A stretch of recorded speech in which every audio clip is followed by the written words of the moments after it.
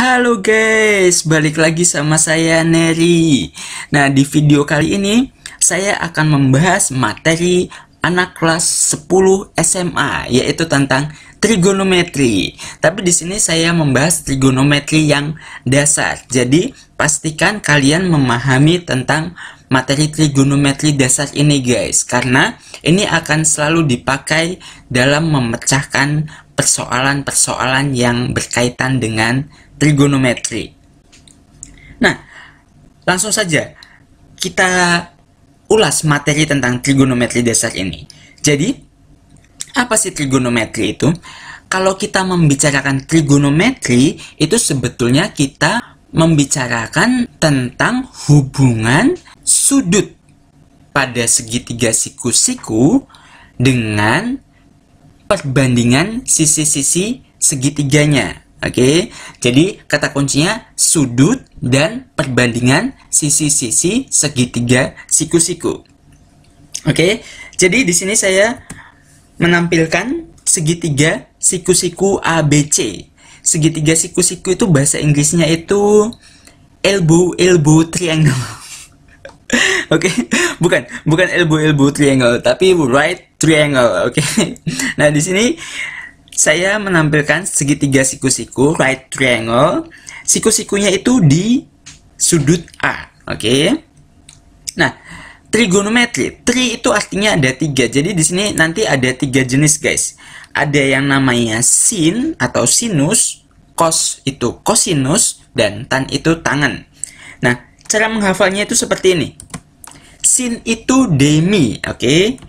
Cos itu sami, tan itu desa. Nah, dengan catatan di sini D itu untuk depan, sa itu samping, mi itu miring.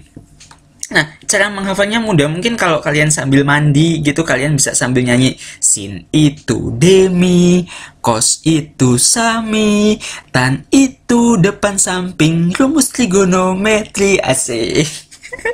Ya kayak gitu. Kalian sambil masak, sambil mandi, sambil nyiram tanaman, sambil nyanyi kayak gitu ya guys ya.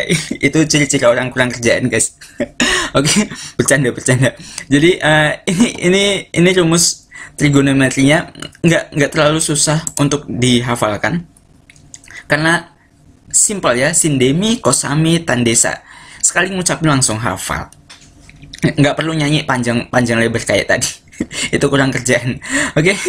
Nah, untuk mengerti apa maksudnya rumus-rumus ini, mari kita lihat bagaimana interpretasinya.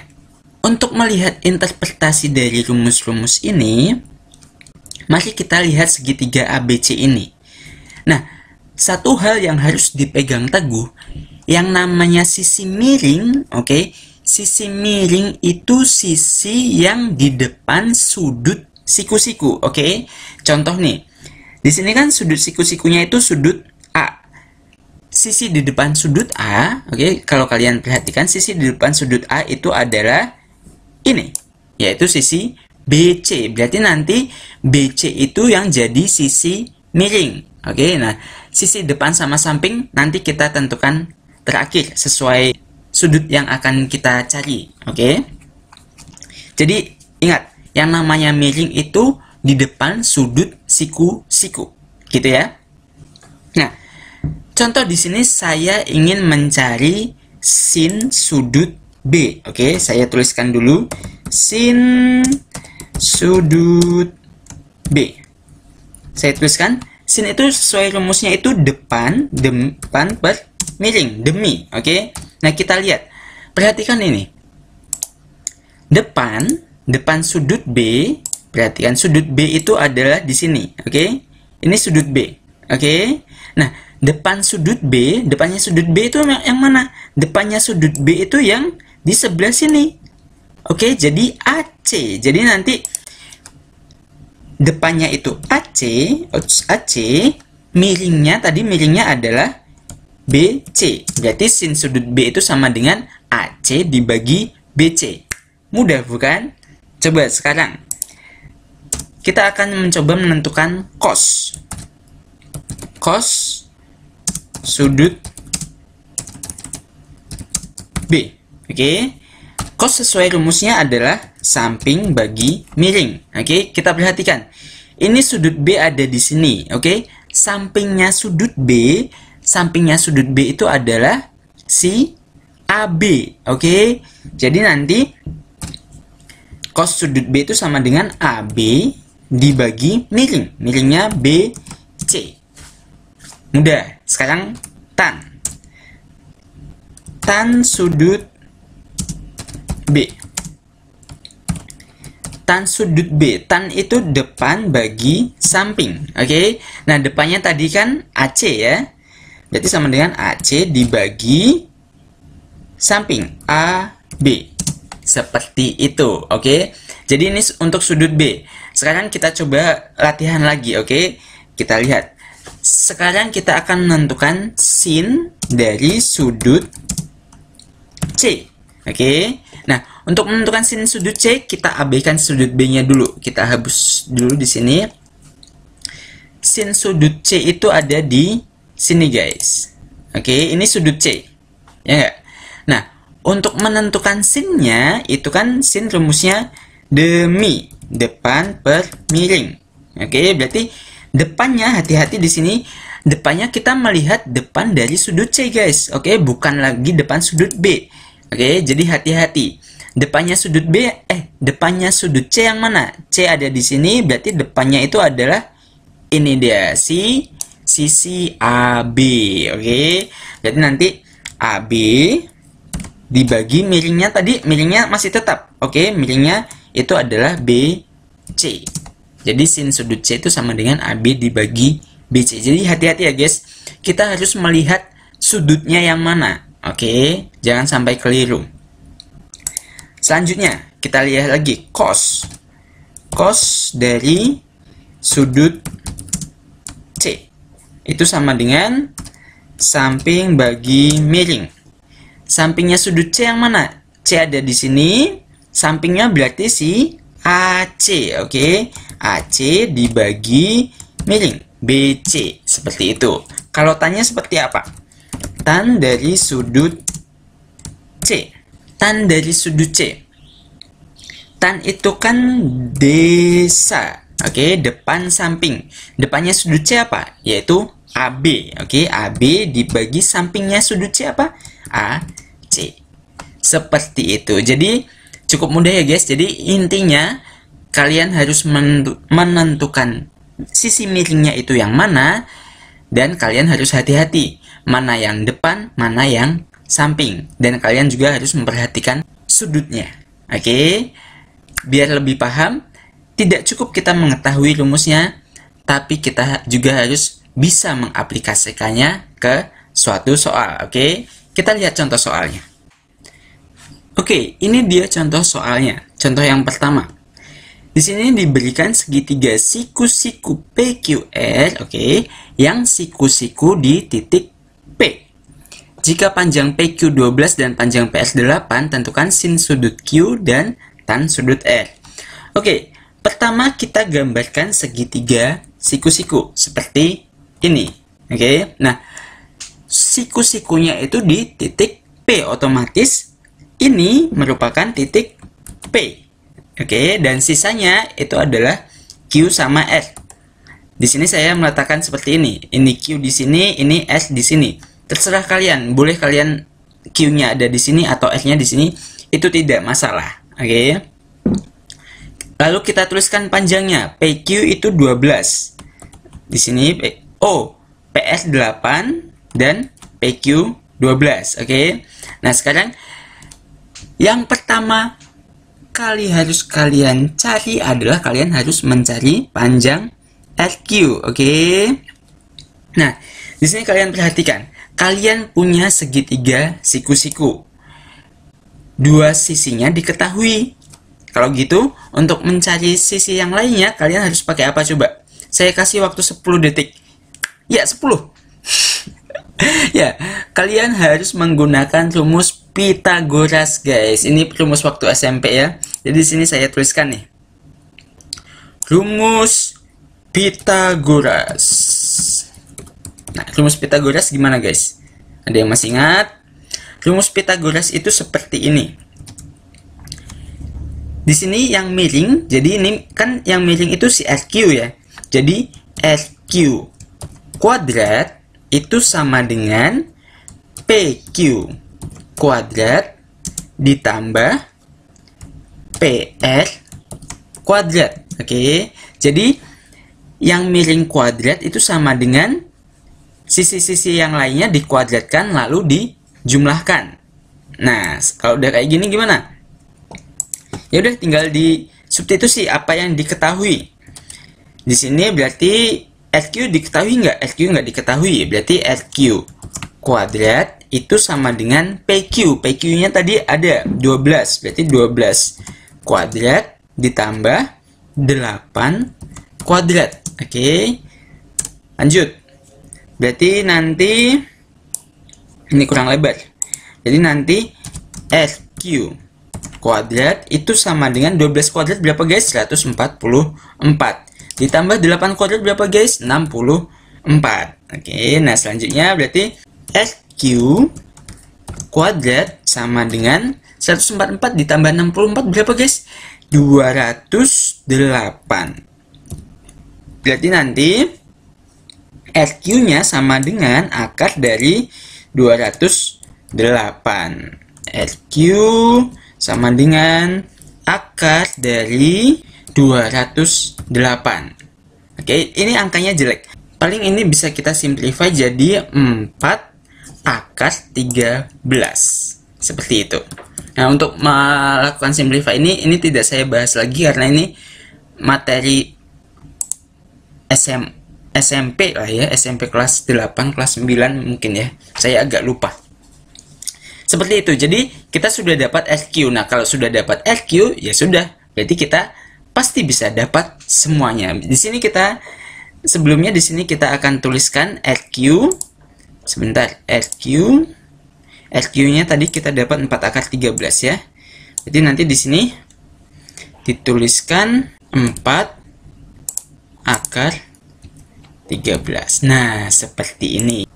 Lalu untuk mencari nilai sin, oke, untuk mencari nilai sin, ini kan sin sudut Q ya, berarti nanti sin sudut Q itu apa? Tadi sin apa sin? Depan per miring ya. Kita lihat Q ada di sini Q. Depannya itu adalah 8 ya. Berarti ini nanti 8 dibagi miring. Miringnya itu adalah 4 akar 13. Seperti ini. Jadi nanti kita peroleh sin sudut Q itu 8 dibagi 4 akar 13. Ini bisa diapakan? Ini bisa kita rasionalkan. Atau kalau mau disederhanakan dulu boleh. Ini kalau dicoret jadi 4 sama 8-nya dicoret. Bisa ditulis jadi 2 dibagi akar 13. Lalu kalau kalian mau, kalian bisa merasionalkannya. Merasionalkan itu dikali akar 13 per akar 13. Seperti itu. Berarti nanti kalau dilanjutkan ini bisa jadi, oh ini ketutup. Kalau dilanjutkan ini bisa jadi berapa ini guys? 2 per 13 akar 13. Nah, seperti itu guys. Sin sudut Q sudah diperoleh. Selanjutnya kita akan menentukan tangen sudut R. Nah, di sini saya copy aja biar nggak ribet. Saya copy lalu di sini saya ganti aja ya. Jadi ini jadi tan sudut R. Oke, nah sekarang tan itu apa? Tan itu desa depan dibagi samping. Tapi kita lihat sudutnya adalah sudut R. Depan sudut R itu adalah PQ. Oke, ini kan sudut R, depannya adalah PQ 12 ya. Jadi ini 12 dibagi samping. Samping sudut R adalah PR. Nilainya adalah 8. Berarti nanti tan sudut R itu adalah 12 per 8. Atau kalau mau disederhanakan bisa menjadi 4 per 3. Seperti itu. Ini dihapus aja. Sudah selesai. Jadi kita peroleh sin sudut Q-nya 2/13 akar 13 dan tan sudut R adalah 4/3. Mari kita lihat satu contoh soal lagi supaya kalian lebih paham. Oke, ini dia contoh yang kedua. Jadi di sini diberikan segitiga siku-siku KLM yang siku-siku di titik L. Jika sin sudut K adalah 6/8, kita akan menentukan cos sudut K dan sin sudut M. Seperti biasa, kita gambarkan dulu segitiga siku-siku. Dan elbow-elbownya, elbow-elbow siku-siku itu di titik L. Oke, nah seperti ini. Di sini K sama M-nya saya letakkan seperti ini. Oke. Nah, pertama kalian harus menentukan panjang masing-masing sisinya, ya nggak? Untuk itu kita manfaatkan ini yang diketahui. Sin sudut K adalah 6/8. Nah, berarti di sini saya tuliskan terlebih dahulu. Sin sudut K sama dengan 6/8. Berarti gimana? Sin itu kan depan dibagi miring. Seperti itu ya. Sin itu adalah depan dibagi miring. Artinya perbandingan antara sisi di depan sudut K dan sisi di samping sudut K adalah 6/8. Atau bisa kita katakan seperti ini. Sudut K itu kan ada di sini. Oke, berarti di depannya sudut K, yaitu LM ini adalah 6. Di sini itu 6. Dan yang di sini adalah 8. Nah, seperti ini. Kalau sudah kayak gini, ya seperti awal tadi, kita gunakan rumus Pitagoras. Oke. Kita gunakan rumus Pitagoras. Pitagorasnya seperti apa? Pitagoras. Oke. Rumus Pitagoras, miringnya itu kan KM. Berarti KM kuadrat, kita tuliskan rumusnya dulu, sama dengan KL kuadrat ditambah ML kuadrat. Seperti itu. Kita tuliskan yang diketahui. KM itu adalah 8 kuadrat sama dengan KL. KL tidak ada, berarti KL kuadrat ditambah ML di sini 6 kuadrat. Lalu kita hitung. 8 kuadrat 64 sama dengan KL kuadrat ditambah 36.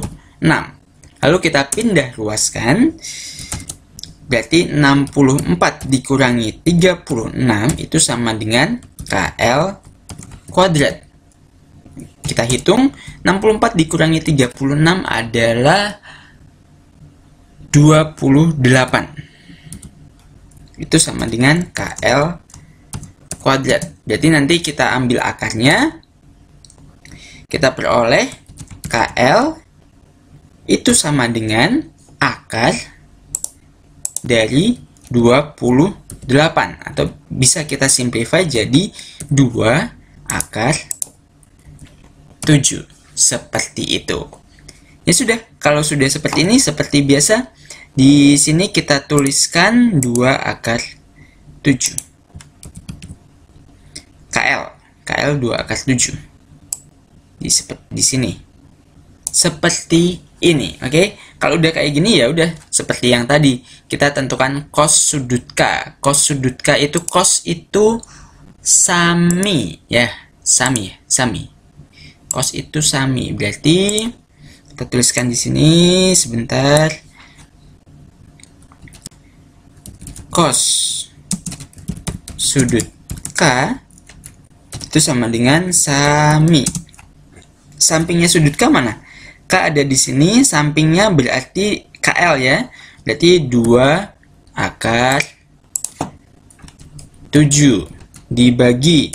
Miringnya berapa? Miringnya itu 8. Jadi nanti kita peroleh cos sudut K itu 2 akar 7 per 8. Atau bisa disederhanakan jadi 1/4 akar 7.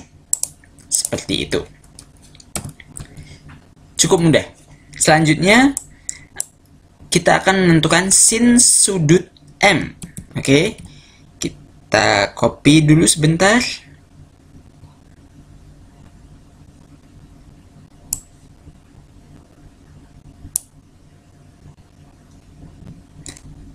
Nah, di sini saya ganti sin sudut M. Oke. Nah, sin sudut M. M itu ada di sini. Sin itu apa? Sin itu demi, ya kan? Depan dibagi miring. Depannya sudut M, mana depannya sudut M? Depannya sudut M, ini kan M. Depannya adalah si KL. Ya. Itu 2 akar 7. Per miringnya tetap 8. Jadi, nilainya sama dengan cos sudut K 1/4 akar 7. Nah, kira-kira seperti itu. Dan contoh kedua ini merupakan akhir dari pembahasan kita mengenai trigonometri dasar. Oke. Kalau kalian belum paham, silahkan kalian ulangi menontonnya sampai kalian benar-benar memahami. Tapi tidak hanya cukup menonton video ini saja, kalian juga harus mengerjakan soal-soal latihan. Kalian bisa cari di internet soal latihan tentang trigonometri dasar, atau kalian mungkin ada buku, bisa digunakan soal-soal latihannya dikerjakan supaya kalian lebih terampil untuk mengerjakan soal trigonometri dasar, karena ini relatif mudah dibandingkan dengan trigonometri yang selanjutnya akan kita bahas. Oke. Cukup sekian penjelasan dari saya. Silakan kalau ada pertanyaan atau ada komentar, silakan kalian komen di kolom komentar. Sampai jumpa di video saya selanjutnya. Bye guys.